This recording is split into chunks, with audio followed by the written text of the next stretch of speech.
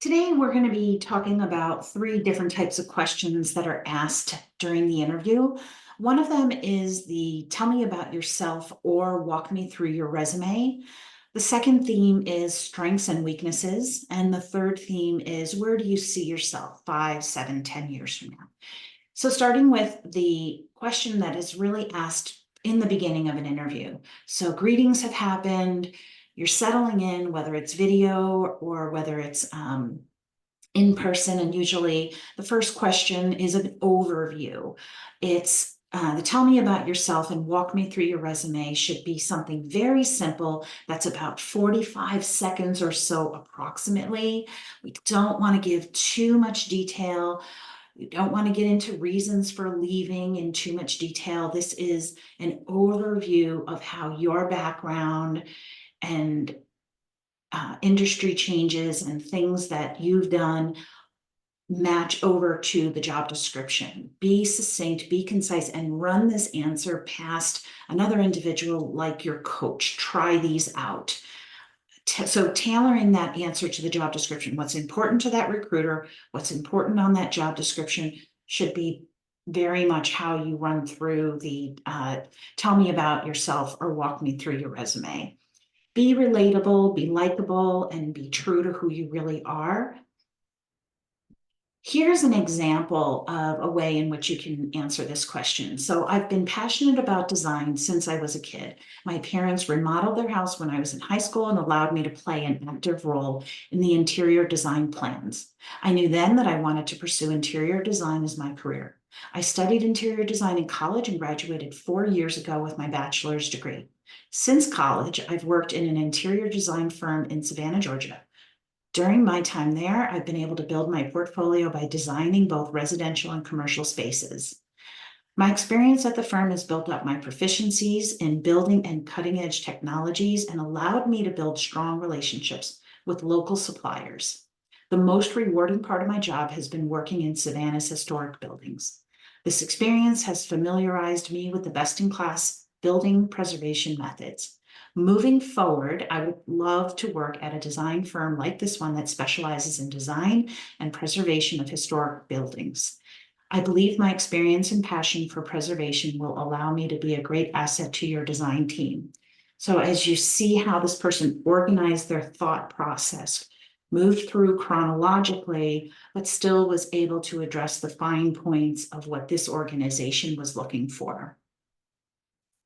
The next question is strengths and weakness. It's really easy to identify what some of our strengths are, and again, tie them back to the open position, but be prepared with an example. So just to give 3 strengths like hardworking, dedicated, and loyal without backing up anything with substance falls flat. You want to come up with something very specific to a skill set. It's great to have a hard skill, a soft skill, but be ready to back up those answers with specific examples. The weakness question is a little more challenging. You don't want to come up with anything that's going to sabotage your efforts in identifying the role. So find a weakness that you've made some progress on and that you've continued to show that there's progress in that area. Ask yourself, could your weakness conflict with the job requirements? And if that's the case, possibly, you want to think about something else that's less unflattering to you, because the employer is really trying to understand, could that weakness somehow hamper the ability for you to be successful in that role? And are you self-aware enough to know some of your weaknesses? When we answer that we don't have any, that's not a good approach.